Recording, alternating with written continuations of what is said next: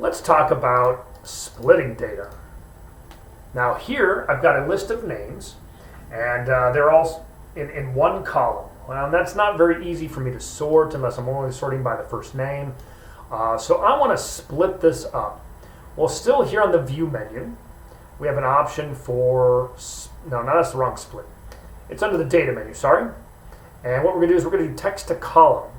Now, Text to Columns will give me this little wizard menu, and we can split it up based off of different things. So we can do by a delimitation, so that's a character like a comma, tab, or whatever. Or I can do a fixed width. So let's do delimited to start with, and we can do next. And here we can uncheck tags, we're not doing that, and we can use space, or we can do our own custom one. So let's try a custom one real quick. So we're going to put in here, I want to do it by the letter A. And notice that it split my data using the letter A.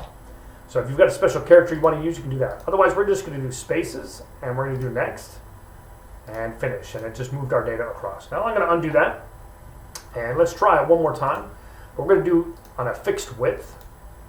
And what we can do is we can do it here. And now it's going to split my data based off of that line that I drew on the screen.